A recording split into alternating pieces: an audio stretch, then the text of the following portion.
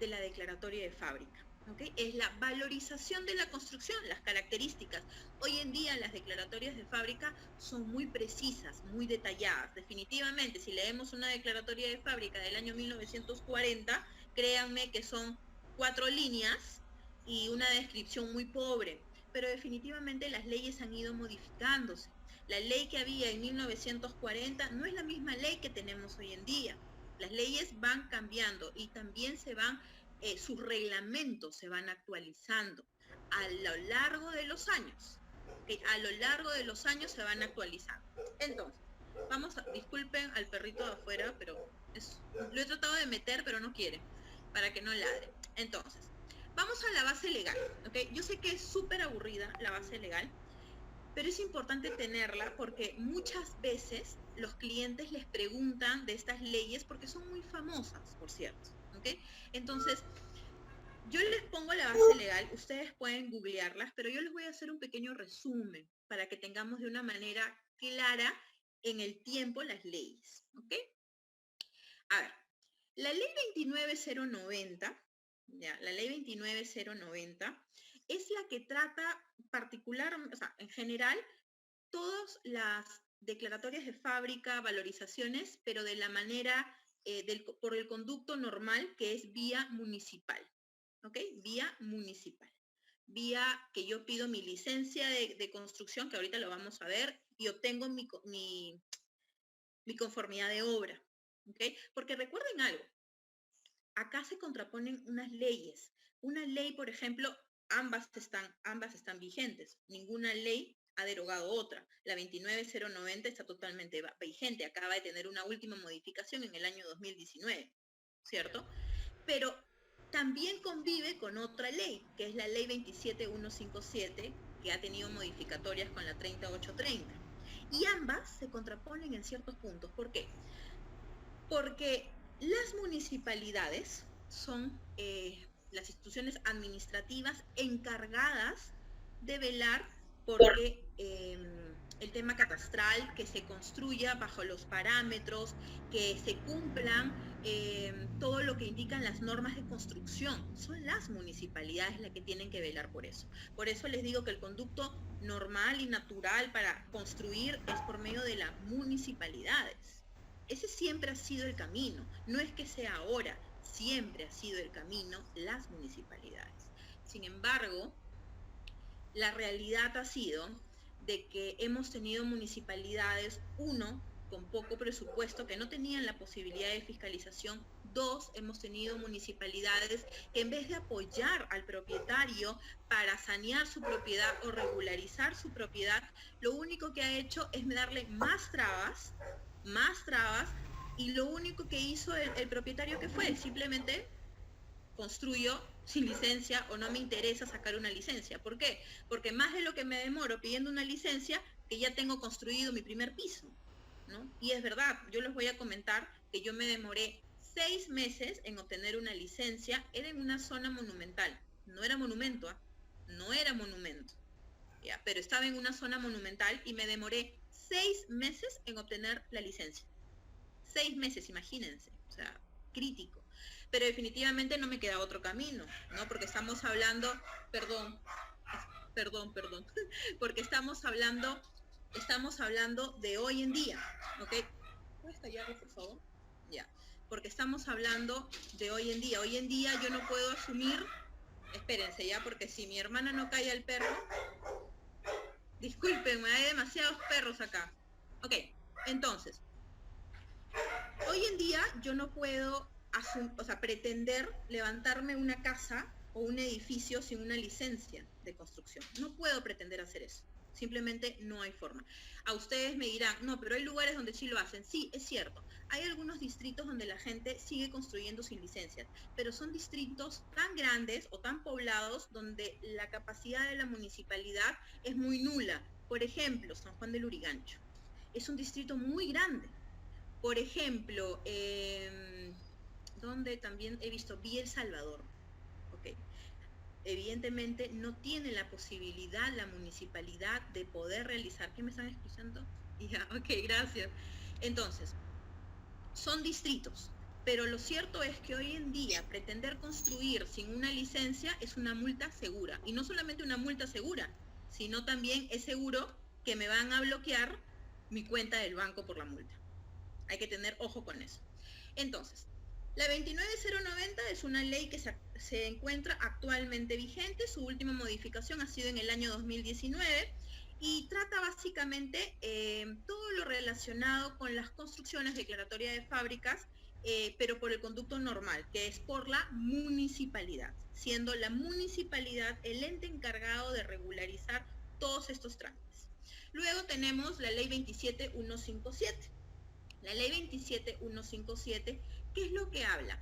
De alguna manera claro, tú vives en una zona monumental. Cuando tú vives en una zona monumental, no solamente necesitas una licencia de la municipalidad, sino también necesitas el permiso y la aprobación del Ministerio de Cultura.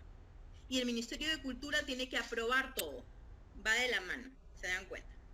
Entonces, la ley 27157 es como mira, esta es la ley 29090 para que tú hagas correctamente tu declaratoria de fábrica o todo lo que tenga que ver con tu construcción. Sin embargo, lo cierto es que más de la mitad del país ha construido sin licencia.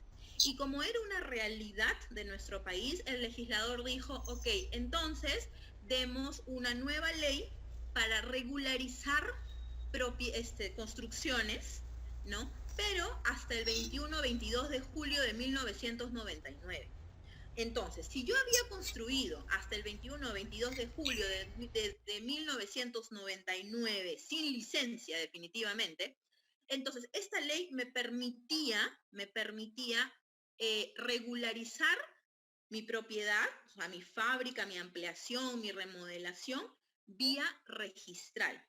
Es decir, no necesitaba de la municipalidad, solo necesitaba de la municipalidad el certificado de parámetros, que nos lo dan. O sea, no hay motivo para que la municipalidad no nos dé un certificado de parámetros, ¿ok?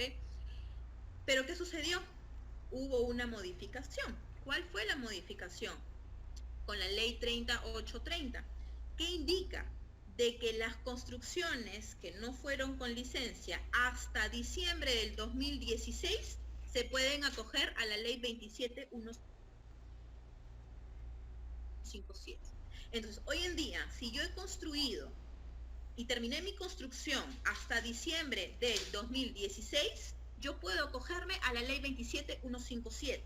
Ahora, la ley 27157, de manera general, no solamente ve todo lo que es la regularización de su fábrica, ¿no? De manera general, también ve, por ejemplo, algo muy interesante que es la prescripción adquisitiva como medio de saneamiento del derecho de propiedad. También permite acogerte a los cambios de los reglamentos.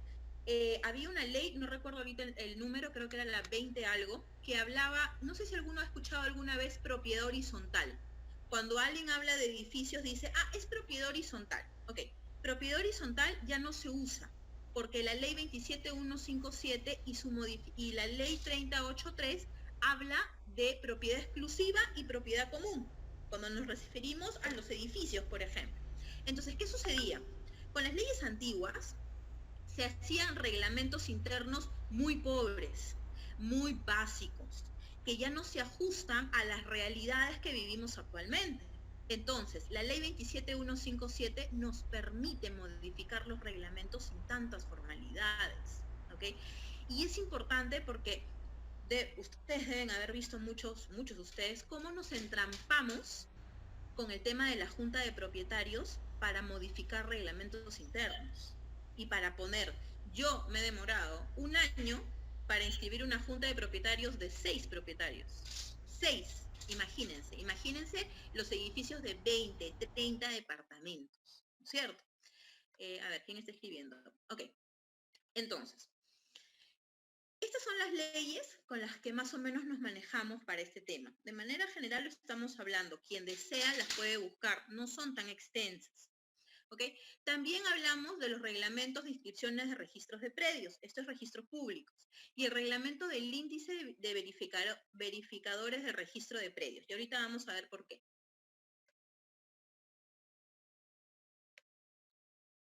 Ok. Como conversábamos,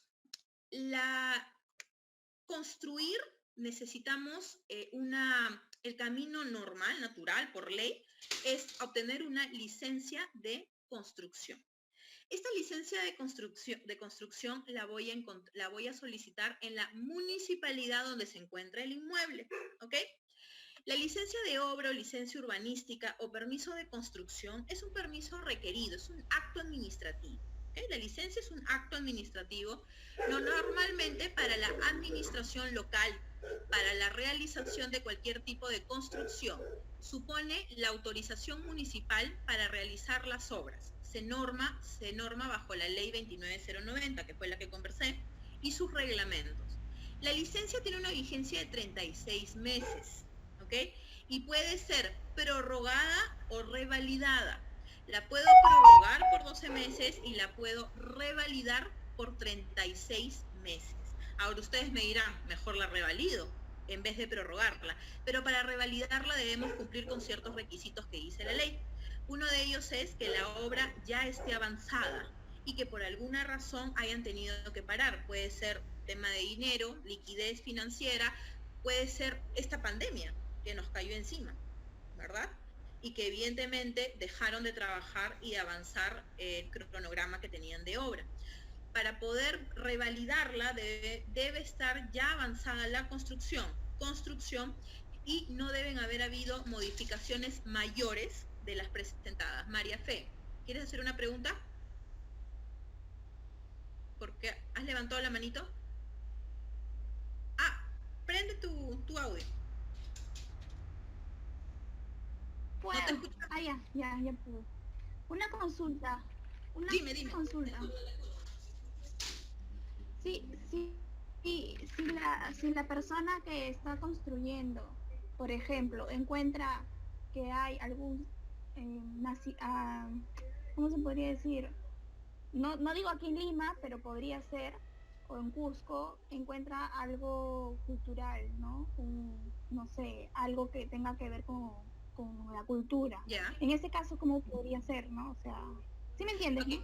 Lo que tenemos que diferenciar es un monumento de una zona monumental. ¿Okay? Son cosas distintas. Si tú estás en una zona monumental, ya, pero no, tu propiedad no es un monumento, ya, igual te vas a regir bajo lo que indique el Ministerio de Cultura. ¿Okay? El Ministerio de Cultura tiene tratamientos distintos. No significa que no lo puedo vender. Yo puedo ser dueña de un monumento, o sea, declarado de un inmueble que ha sido declarado monumento, ¿ya? Y lo puedo vender porque, ojo, el propietario no es el Ministerio de Cultura. Yo soy el propietario. Pero, como ha sido nombrado un monumento, definitivamente me tengo que ajustar a todo lo que indique el Ministerio de Cultura. Sobre todo desde, por ejemplo, tú a un monumento no le puedes cambiar el color, no puedes realizar nada sin la autorización del ministerio. Y un inmueble o un terreno que esté en una zona monumental, necesitas también permisos. No significa que no puedes construir, por supuesto que sí, pero las limitaciones son mayores. Por ejemplo, la altura, te limitan la altura. Segundo, los retiros frontales. Una serie de limitaciones, hasta el color que le vas a poner a tu casa, ¿no? Si tú quieres, por ejemplo, hacer un piso más, cambiar la fachada, necesitas permisos del Ministerio de Cultura. Definitivamente, cuando una propiedad es un monumento, mira, no es interesante, o es patrimonio cultural, no es interesante porque las restricciones son muy severas, ¿ok? Si estás en una zona, no se puede tocar fachada, solo la parte interior, sí, pero me refiero cuando estás en una zona monumental. Cuando estás en una zona monumental sí puedes tocar la fachada, ¿no? Y también cambiar la parte interior, pero necesitas los permisos. Cuando es un cultural no puedes tocar la fachada, puedes hacerlo efectivamente todo lo que es la parte de adentro. No sé si algunos conocen Pueblo Libre. En Pueblo Libre hay un lugar que se llama Magdalena Vieja. Magdalena Vieja es patrimonio, los muros son patrimonios, pero cuando tú entras a Magdalena Vieja, no lo puedes creer, todo lo que han hecho adentro. Hay como un edificio adentro de Magdalena Vieja, 3 pisos creo, pero por fuera se ha seguido manteniendo las paredes, ¿no? Los muros, ¿no? Que son antiguísimos, ¿no? Obviamente les han dado mantenimiento, pero definitivamente una propiedad, sí, en un inmueble cultural no se puede tocar la fachada, solo se puede tocar la fachada cuando estás en zona monumental. En zona monumental sí, porque yo vi una compra-venta de un inmueble que está al lado de Magdalena Vieja, al ladito, la casita de lado, en calle de los Eros de la calle, no sé cómo se llama, y pudieron modificar la fachada, pudieron hacerlo crecer un piso más porque permitía la altura, y les permitieron, pero demoró 6 meses la licencia para poder hacer todo eso, y todo fue de la mano con el Ministerio de Cultura, todo. O sea, no solamente era la municipalidad y teníamos que pedir la avisación del Colegio de Arquitectos, Colegio de Ingenieros, ingeniero sanitario, ingeniero eléctricos, ingenieros civiles, sino que también tuvimos que pedir del Ministerio de Cultura, y demoró 6 meses. Particularmente no son interesantes, ¿ya? Porque las limitaciones son varias. Pero definitivamente, por ejemplo, vi una propiedad que está en el centro de Lima, no recuerdo por donde está es un bar muy conocido, no me acuerdo cómo se llama, y los señores lo están vendiendo, ¿no? Y ellos nos dicen que esto se presta como para hospedaje, porque es toda una esquina, nos decía. Pero definitivamente las restricciones son muchas, entonces no... sí, no es Cordano, es otro famoso, pero no es el Cordano, y es grande. Si me dices el nombre me acuerdo, pero no me acuerdo ahorita el nombre. Pero es una esquina, es toda una esquina, es un terreno muy grande. ¿Queirolo? Creo que es el Queirolo. ¿Dónde queda el del centro de Lima? Ese es el Cordano. No. Hay uno en el centro de Lima. Bueno, no me acuerdo, pero es grande, ¿ah? Es grande. Lo están vendiendo, debe ser de repente el Queirolo. Creo que sí, debe ser el Queirolo. La esquina es el Queirolo, porque también está la casona. Los señores, los propietarios, quieren $1 millón. ¿Saben cuánto se está valorizando este terreno, o sea, bueno, esta propiedad, por decirlo, en $600,000? $600,000. ¿Por qué? Por todas las restricciones que se tienen, ¿no? Entonces, sí, creo que es Queirolo, no sé, la verdad no me acuerdo, pero es un terreno grande, es toda una esquina casi. Entonces, como les decía, las propiedades que están en zona monumental o son patrimonio definitivamente tienen demasiadas restricciones. Particularmente yo no las recomiendo. Sin embargo, hay muchas zonas monumentales en Pueblo Libre, en Barranco, por ejemplo. En Barranco hay bastantes. Ahora, ustedes me dirán, ¿y cómo yo sé que es una zona monumental? Eso sale en los parámetros, el tratamiento especial que se le da a los predios. Evidentemente hay inmuebles que son patrimonio y ya están inscritos en registros públicos. Pero ojo, hay muchos inmuebles que son patrimonio, pero no están inscritos en registros públicos, no hay un asiento. ¿Por qué? Porque el ministerio todavía no ha mandado a hacer la inscripción. ¿Okay? También me presentaron otra propiedad que está en el centro de Lima, que funciona un hospedaje, bien bonito, en el segundo piso. Y la municipalidad ha puesto un letrero en la puerta que dice Patrimonio Cultural. Grandazo. Y eso lo ponen definitivamente porque los vendedores quieren vender el inmueble. Y el Ministerio de Cultura todavía no ha mandado a bloquear la partida. Ha pasado un montón de tiempo, pero bueno, no la ha mandado a bloquear. Entonces, tenemos que la licencia tiene una vigencia de 36 meses, puede ser prorrogada por 12 meses, revalidada por 36 meses. Para revalidarla, como les decía, hay que cumplir con ciertos requisitos, porque evidentemente entre prorrogar y validarla, yo me iría por revalidación, pero debes cumplir de que la obra haya avanzado y que si se hubiera modificado... si se hubiera modificado algo de la licencia, tienen que ser cambios mínimos y se permite dar una revalidación por 36 meses más. Entonces, ¿cómo es? Yo voy a la municipalidad, solicito una licencia, no es cualquier licencia, hay tipo de licencia A, B, C y D, ¿ok?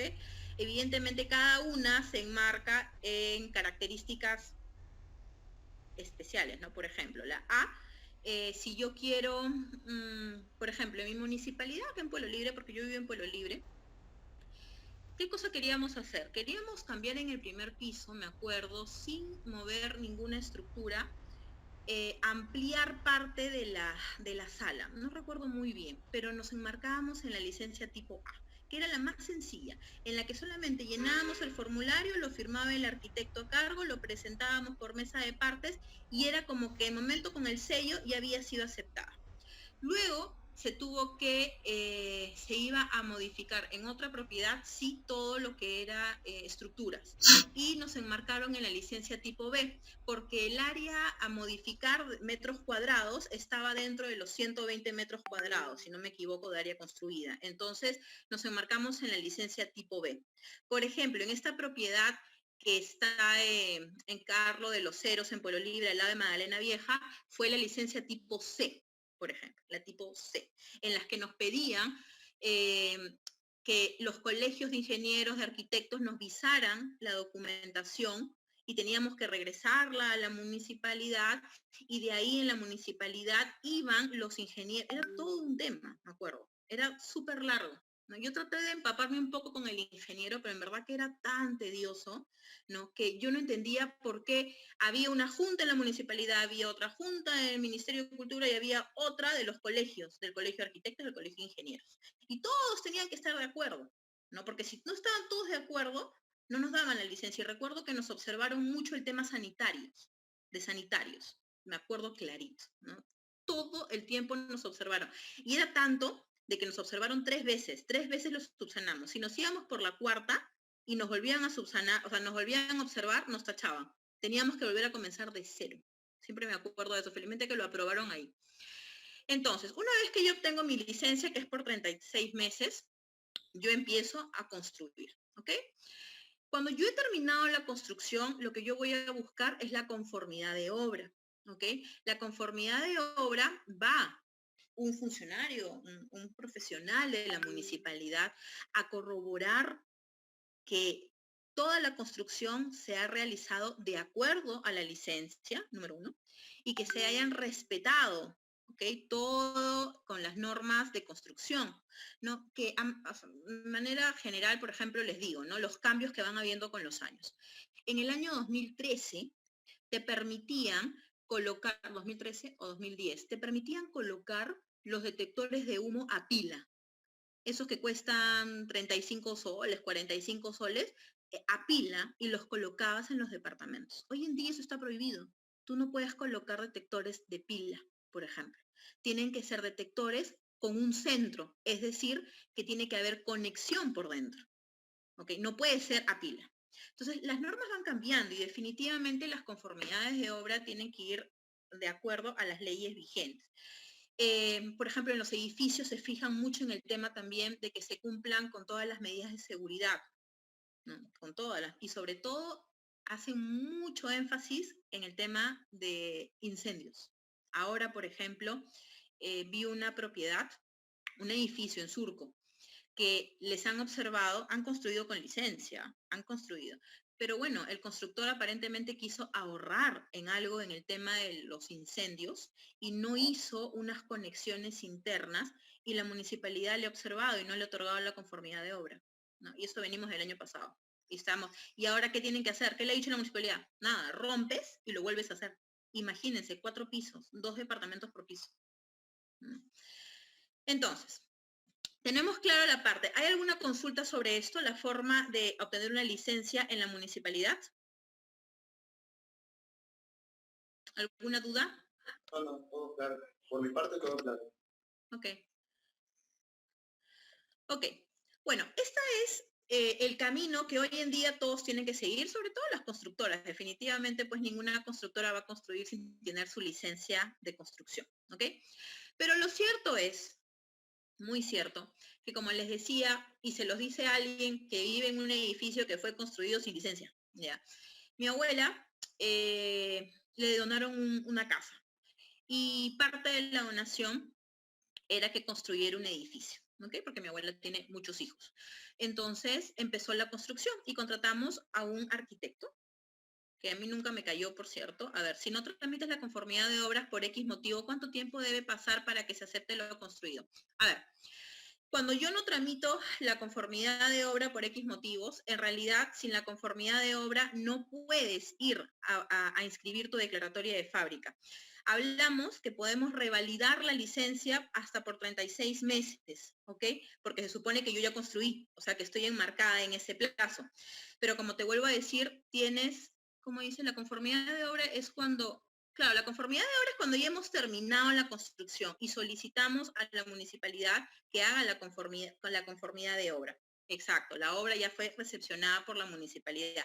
Pero a veces, no ahora, la pregunta es válida. Hay personas que construían con la licencia, pero no pedían, o sea, no hacían el siguiente trámite acerca de la conformidad de obra. Y eso sí ha pasado, porque yo recuerdo que teníamos un cliente de que había construido con licencia, nos mostró su licencia del año 70, creo, 80, ¿ya? Y tenía su licencia, todo, en el papel antiguo, en esos papeles más largos todavía, pero nunca obtuvo la conformidad de obra porque no hizo el siguiente paso, porque son 2 pasos, licencia y conformidad de obra. Y la señora fue a la municipalidad y pidió tener acceso a los archivos. Bueno, se había perdido todo, ¿no? Porque era como del año 70 o 80 y no había nada en la municipalidad. ¿Qué municipalidad fue? Creo que fue San Luis. Creo que fue San Luis, la municipalidad de San Luis o La Victoria, no me acuerdo.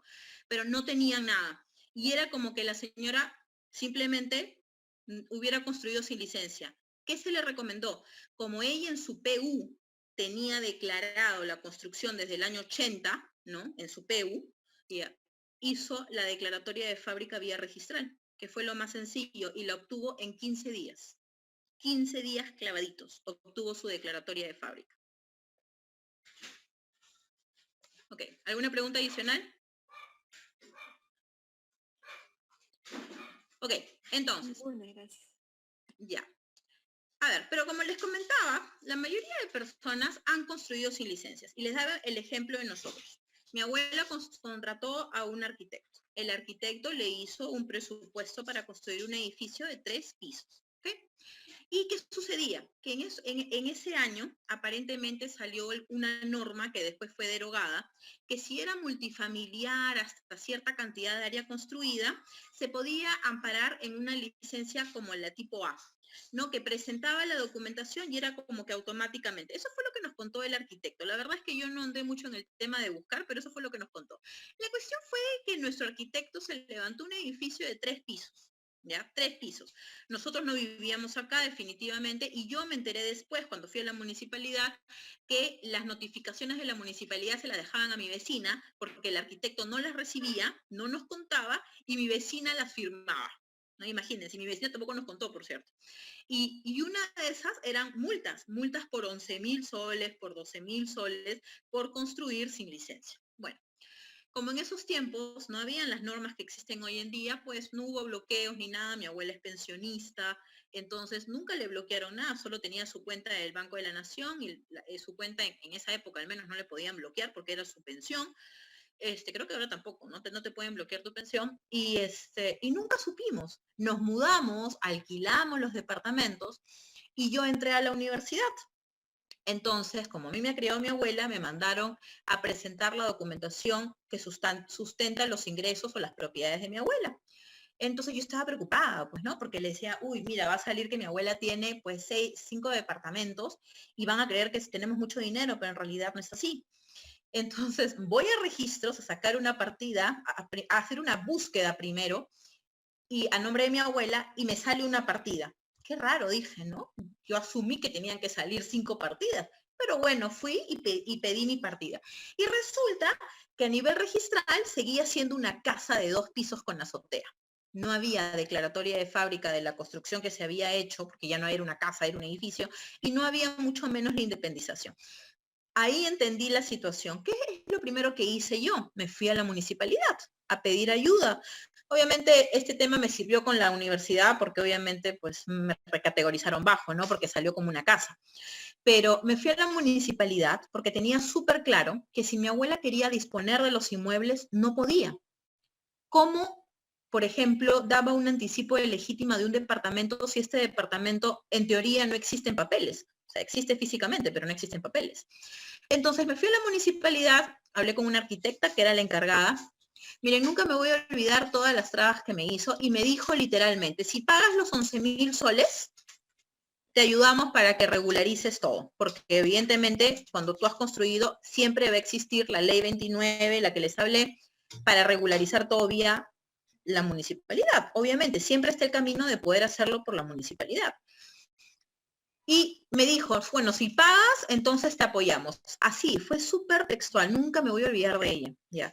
Y yo lo miré y le dije, o sea, ni siquiera el arquitecto me ha dicho que todo haciéndolo cuesta 11.000 soles, yo no tengo 11.000 soles para pagar.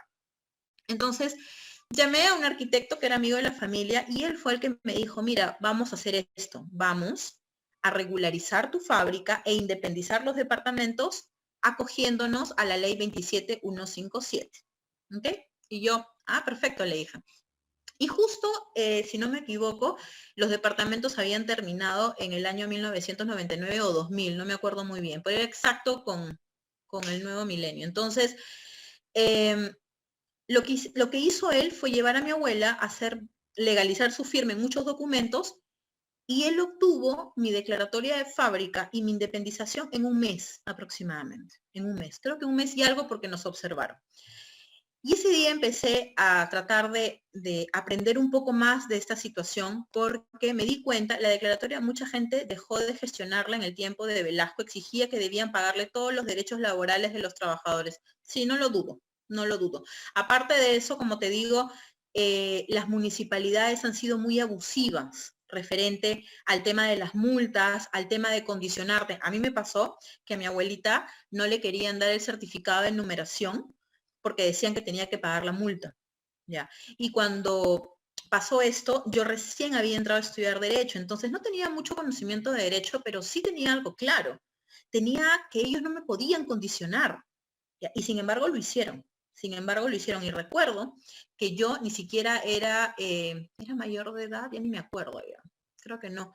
Y recuerdo de que traté de pelearme en la municipalidad, pero es verdad, sí, ha habido mucha burocracia, muchas vallas que realmente para nosotros, los contribuyentes, que no tenemos mucho conocimiento, como le digo, yo recién con esta situación pude aprender un poco más, pero obviamente yo no tenía nada de conocimiento y me di cuenta de algo. Me di cuenta de que muchas de las personas que yo conocía no tenían tampoco su declaratoria de fábrica. ¿Ok? Y así como yo me di cuenta que mucha gente que yo conocía muy cercana a mí no tenía su declaratoria de fábrica, definitivamente el legislador también se dio cuenta de eso. Y es por eso que saca la ley 27157.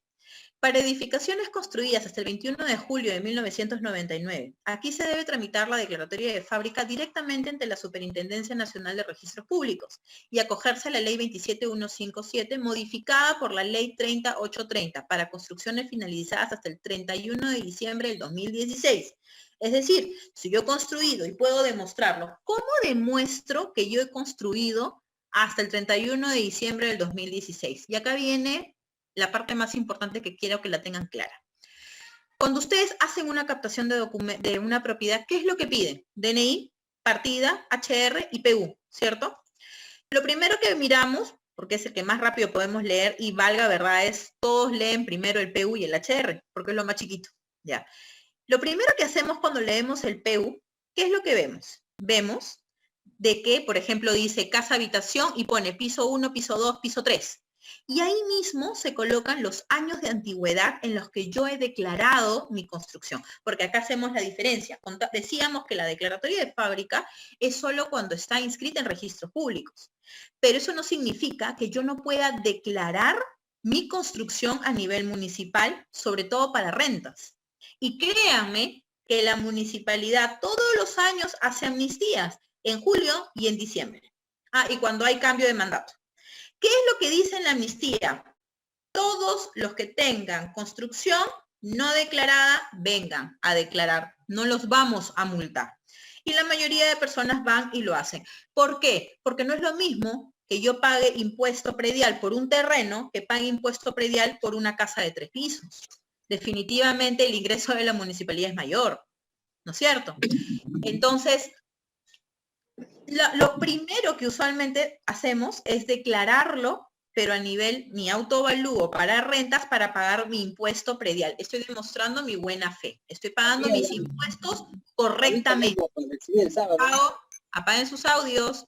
Apago, a menos que estén preguntando, pero no escuché bien. Si preguntan, normal, no hay ningún problema. Entonces, ¿estás preguntando? Ya. Entonces, nos damos cuenta de que Ya me olvidé lo que estaba diciendo. Bueno, ok.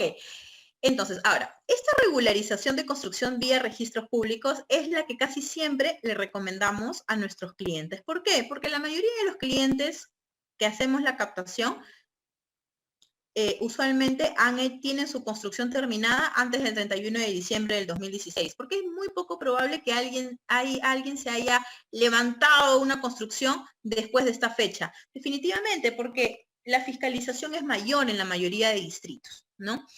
Ahora, ¿quiénes intervienen en esta regularización? ¿Por qué es tan sencilla la primera parte y por qué siempre la recomendamos? Porque solamente interviene el propietario, el verificador. ¿Quién es el verificador? El verificador es un ingeniero o un arquitecto inscrito en el índice de verificadores de predios. Ojo con eso. Siempre decimos, ¿no? No puede ser cualquier arquitecto ni cualquier ingeniero. Tiene que ser uno inscrito en el índice de verificadores de predios. Él va a ser mi verificador. Él es el que va a declarar, obviamente, llenando y firmando toda la construcción, las características. Y el notario. El notario es para certificar las firmas. Ah, estabas en la lectura del HRPU. Perdón, ya, genial. A ver, cuando yo leo mi PU, lo primero que hemos leído cuando ya hemos estado en otra capacitación, ¿qué es lo primero que vemos? Titular, que el titular registral sea igual al titular municipal. Vemos, por ejemplo, la condición del inmueble, propietario único, sociedad conyugal, condominio, copropiedad. Pero también vemos, por ejemplo, el área de terreno y el área construida, ¿no es cierto? Vemos piso 1, piso 2, piso 3, es una casa habitación, o de repente no es una casa habitación, es industria. Pero ella está ocupada porque está editando la apaguen sus audios. Y ya. Ok, entonces, ¿qué sucede? Que como les vuelvo a decir, que en su PU aparezca que es una casa de 3 pisos, no necesariamente es porque hay declaratoria de fábrica, es lo ideal, es lo ideal que lo que yo veo es lo que obra en registros y en la municipalidad, pero la mayoría de casos, en la municipalidad obra una declaración sobre la construcción, no es declaratoria de fábrica, ¿no? Obra que desde qué antigüedad es, piso 1, piso 2, piso 3, área construida, ¿no es cierto? Y cuánto es la valorización de cada área construida de cada piso. Pero eso no necesariamente es que tenga una declaratoria de fábrica.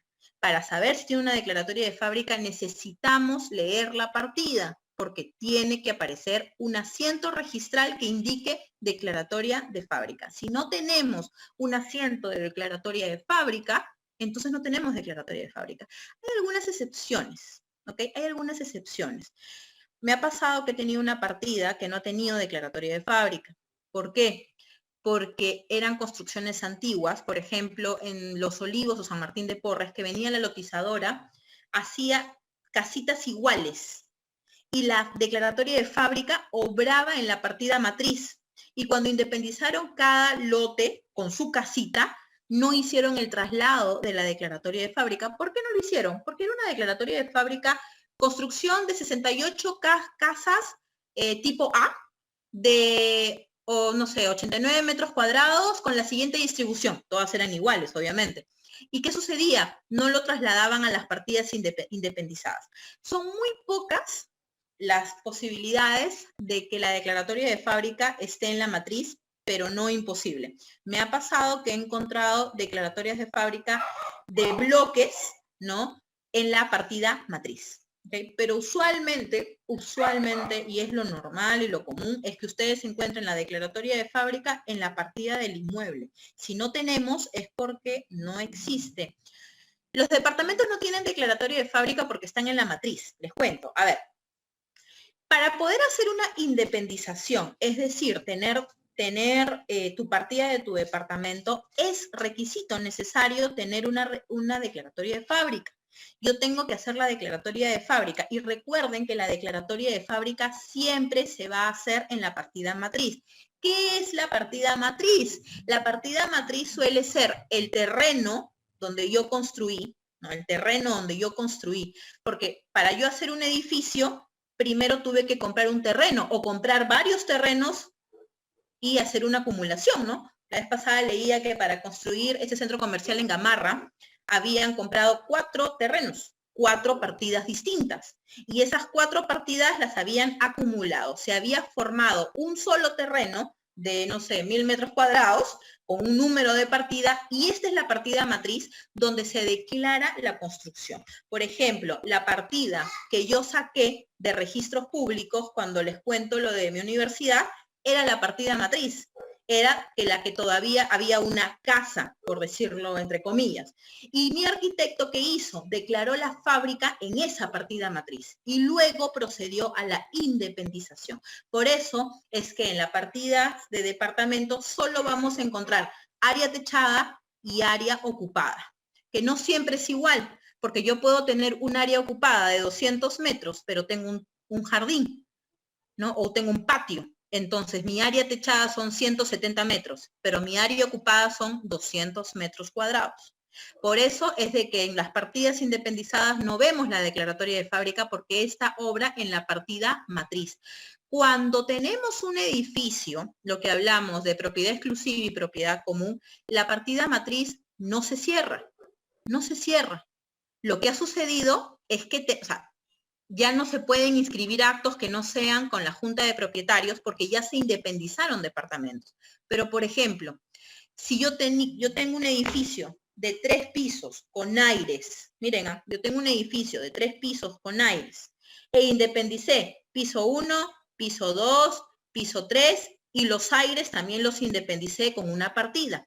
Esos aires se vendieron a un señor X, ¿no? Su partida de sus aires. Y este señor X fue a la municipalidad y pidió una licencia para construir su departamento. Son aires, quiere construir. Y como las normas lo permiten y tienen los parámetros de altura, construyó un departamento. ¿Qué sucede ahí? Cuando él quiso, es un caso real, cuando él quiso inscribirlo en registros públicos, el registrador le dijo, un momentito, primero tienes que modificar la declaratoria de fábrica, es decir, ampliarla.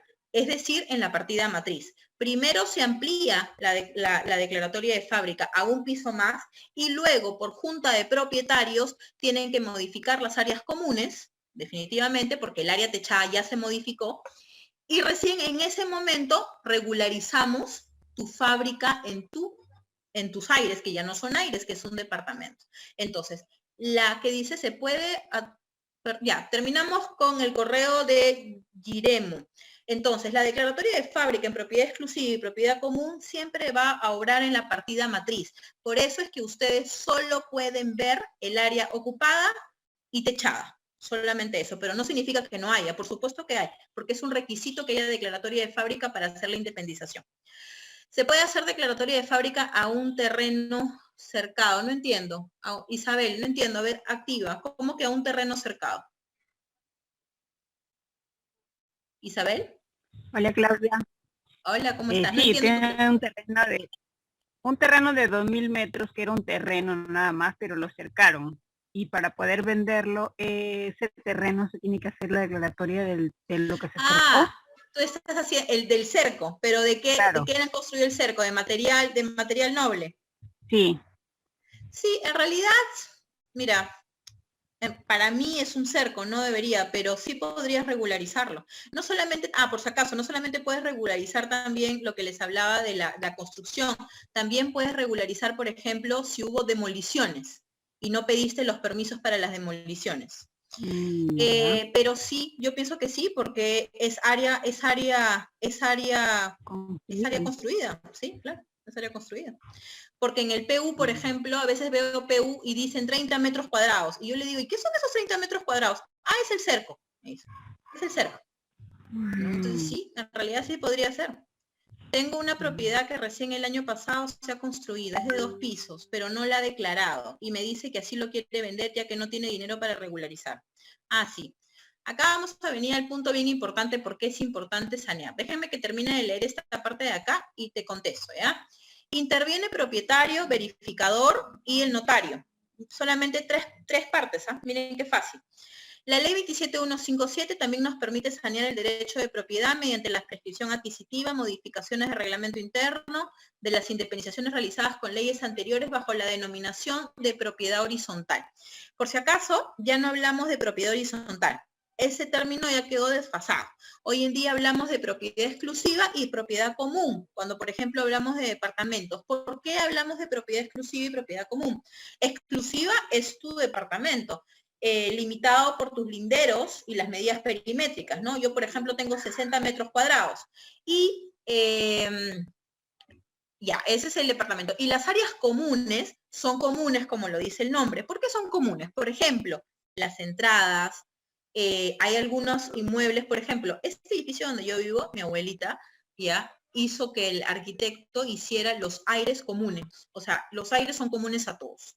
Y ahora estamos buscando independizar los aires para que tengan una sola partida, ¿ya? Entonces, hoy en día bien difícil que los aires sean comunes, pero hay propiedades antiguas, ¿no? Que los aires son comunes, es decir, le pertenecen a todos, ¿no? Las famosas azoteas donde colgaban las ropas, por ejemplo, ¿no? Pero sí les digo de que ya no hablamos de la propiedad horizontal, eso ya quedó desfasada. Propiedad exclusiva, propiedad común. Ahora, diciendo lo que tú me dices, si ella lo ha hecho el año pasado, entonces es un poco más complejo poder acogernos definitivamente a la ley, porque lo ha hecho después de diciembre del 2016. Ahora, ella solo le queda el camino de la regularización con la antigua ley, con la otra ley, la 29090, que es en la municipalidad. Me pregunta, ¿se puede vender así? Por supuesto que se puede vender así, ¿ok? Porque cuando yo vendo, yo coloco en la minuta que el inmueble, por ejemplo, el terreno, se vende con todas sus construcciones, ¿no es cierto? Yo siempre coloco eso, se vende con todas sus construcciones. Entonces, yo puedo vender una propiedad que no tenga declaratoria de fábrica, pero acá viene el tema. Las limitaciones que tenemos nosotros como asesores inmobiliarios con las propiedades no saneadas. El primero, la valorización. El cliente no te está vendiendo un terreno, ni te está diciendo, señorita, venda mi terreno. Te está diciendo, señorita, venda mi casa. Miren la diferencia. Venda mi casa. Entonces, cuando ustedes van a hacer la tasación, obviamente en la tasación van a tener que castigar el precio porque la construcción no está declarada ni no tiene declaratoria de fábrica. Y ahí empieza el primer fastidio del cliente. Porque el cliente vendedor dice, pero yo no estoy vendiendo terreno, yo estoy vendiendo una casa. Y mira, la casa yo le he puesto todavía mucho amor. Y hacerle entender eso es bastante complejo. Ahora, supongamos que el cliente vendedor entiende de que va a haber una penalidad del precio por no tener declaratoria de fábrica. ¿Cuánto es lo que penaliza un comprador ya por comprar una propiedad sin declaratoria de fábrica? Lo mínimo, $10,000. Y se los digo porque lo veo. A veces negociando $5,000.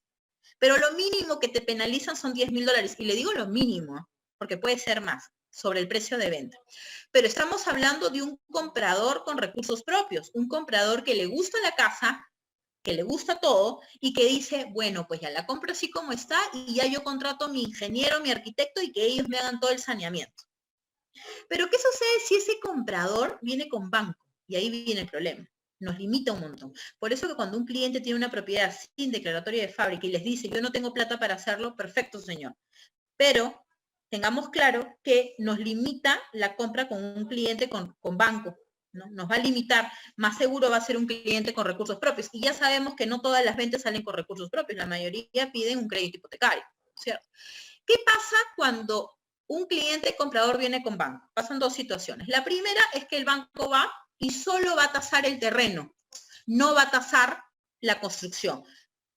Puede indicar en la tasación cuánto cuesta la construcción, pero no la tasa. En el precio de realización no lo coloca y solo te coloca el precio del terreno y definitivamente no se va a encuadrar con el precio que ustedes están vendiendo la propiedad. Entonces sucede dos. El BANBIS, por ejemplo, te dice, no señor, si usted no regulariza, si no regularizan la fábrica, nosotros no damos el crédito. El BCP o el Interban te dice, ok, señor, al comprador, le vamos a dar un crédito, pero no va a ser con el 10% de inicial, va a ser con el 35% de inicial, porque nosotros no tenemos, porque no hay declaratoria de fábrica. Y obviamente, entre dar el 10% y el 35% hay bastante diferencia. Y hay compradores que no tienen el 35% y se cae la operación. También puede haber la situación en la que el precio de compra-venta y el precio tasado, aún sin declaratoria de fábrica, esté dentro de los márgenes. Un ejemplo, una casa de San Juan del Lurigancho de $180.000. Cuando tasa, no tiene declaratoria de fábrica, pero la tasación arrojó que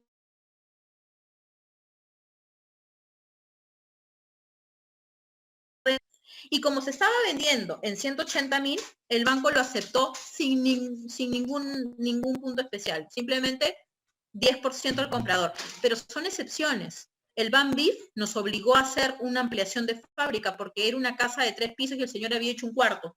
Y el BANBIF dijo, si no amplían la fábrica, no damos el crédito. Y el pobre vendedor tuvo que hacer su ampliación, ¿no? Entonces, las limitaciones que tenemos por la falta de saneamiento debemos tenerlas en cuenta y el cliente debe tenerlas muy claras desde el inicio.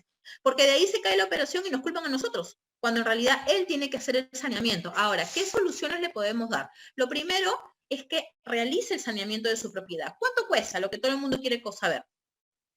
La última declaratoria de fábrica que he visto hace poquito, ya, el año pasado vi una de 1.000 soles en Caraballo. Este año he visto una de 3.000 soles. Ok, 3.000 soles. Aparte de que hacer algunos pagos, pero más o menos eso.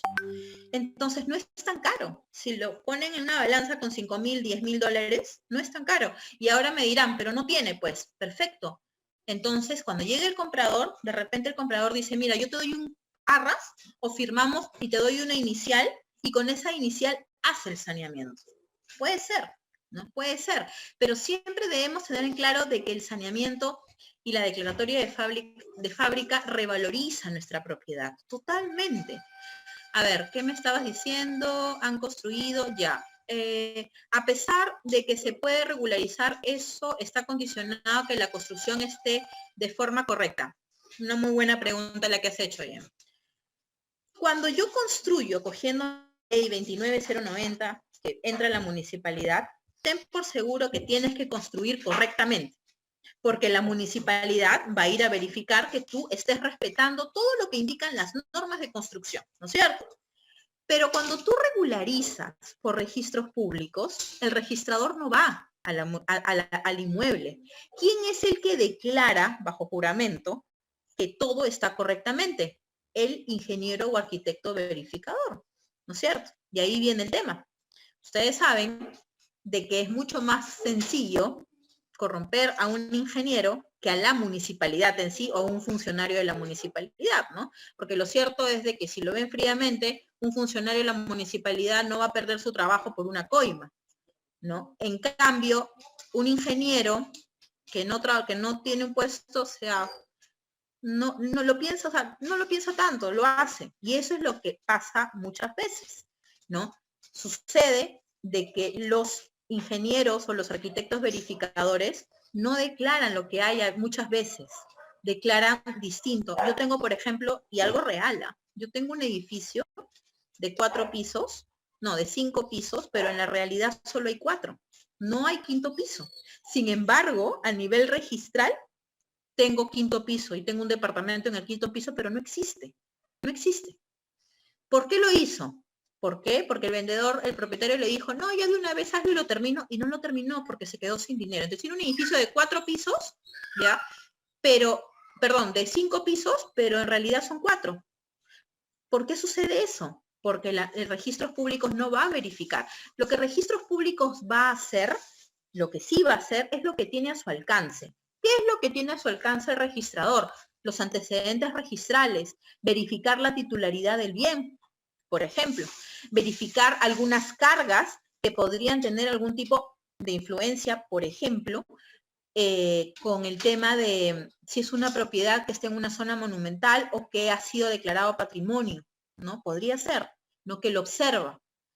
Entonces, lamentablemente, no. Yo sí te puedo decir de que el registros públicos no te da, o sea, que tú hagas por esta ley no tienes la seguridad que un inmueble está bien hecho. Muchas veces hemos tenido propiedades que han sido construidas, si bien es cierto, firmó un ingeniero, firmó un arquitecto, pero en realidad lo hizo pues un maestro de obra. Y ojo, yo no tengo nada que desmerecer de un maestro porque ellos hacen todo el trabajo fuerte, pero lamentablemente cada persona en su especialidad y en su carrera es por algo, uno no estudia por las puras, ¿no? Y el ingeniero, por ejemplo, un ejemplo, ¿no? El ingeniero, ¿qué es lo primero que va a ver? El ingeniero civil, el tema de las columnas, ¿no? El tema de los respetos de los aleros, de los retiros frontales. La mayoría de propietarios quieren utilizar la mayor cantidad del terreno. La ley está